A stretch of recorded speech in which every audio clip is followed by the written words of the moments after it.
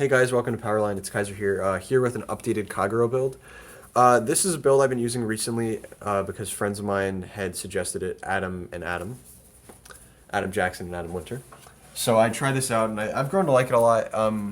I still don't think Kagero has the best place in the meta right now because their first stride really lacks, but I still really enjoy it and I have a lot of fun when I play it, so let's get right into it. I still play Sad Egg because that card can get off a bunch of stuff on your opponent's turn.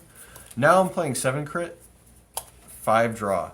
Now, my reasoning for that was that this deck kind of needed more hand, and I actually wanted the 5k booster to just throw down, and I found that to be really valuable. Like 7-5 for this deck works really well. And then we run 4 heals. And by the way, it's important to note that everything except Janet is a flame dragon, so you could search for it with legend. We still run Protect Orb because that's important. We still run Force Stride. Now this is where the deck changed a bit. I took out Conroe and I threw in 3 Iatonic and 2 Calamity Towers. Now, Calamity Tower was thrown here to fix hand issues with the deck because there were times where you just didn't have the means to try and push back or get important cards in hand, so Calamity Tower's in there for that. And Iatonic, you can get off on your opponent's turn with Denial Griffin, which is awesome. I've said openly, I love interactions on your opponent's turn. So that's something I really enjoyed. I run 4 Nahalem now, obviously. This card's ridiculous in this deck.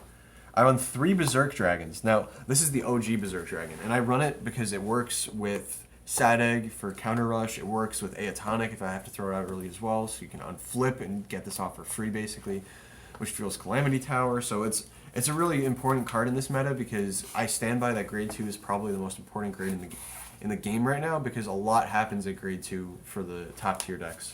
And if it doesn't, then it's gears and they're about to poop on you anyway. So 2 Burning Horns. Attacking on boost is really important still. I run 2 Burnouts now.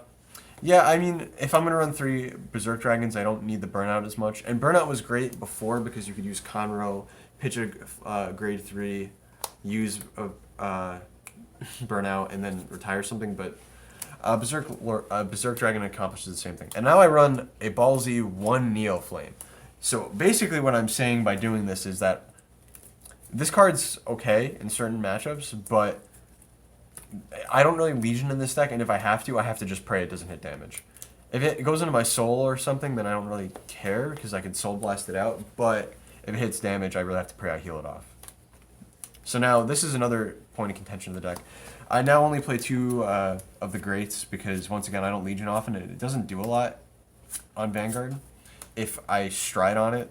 So this, on the other hand, Spherical Lord, I've really grown to like this card a lot. First of all, you can search for it off of Legend, which is awesome.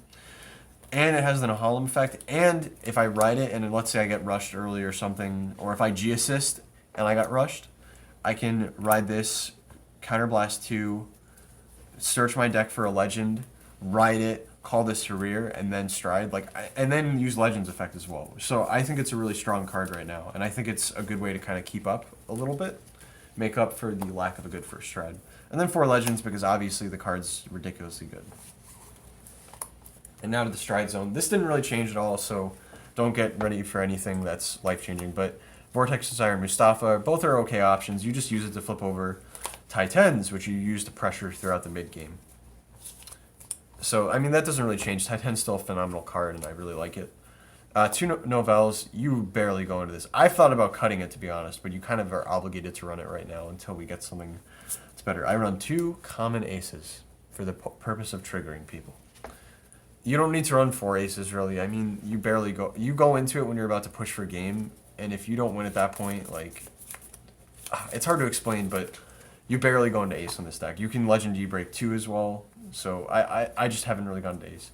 3 Denial Griffin, especially with the Wiseman loop being a thing right now, you kind of need as many of these in your G-Zone as possible to deal with Wiseman. Because if they have double Wiseman out and you have double G-Guard, you basically say, I just won the game against Genesis, which is a horrible, horrible deck to deal with. And I would like to do... Maybe at some point I'll do a video on how I feel about that because a bunch of the other YouTubers are right now. We still run 1 SIL, 1 Screw, because if you play against the matchup where they... guard restrict, like if you play against gears and you screw, that's helpful. And you still play 1 Defeat Flare because the card's really good. So that's pretty much it, guys. It's nothing too crazy, but it's just a little variation on my previous build. So be sure to like, comment, and subscribe, and thanks for watching.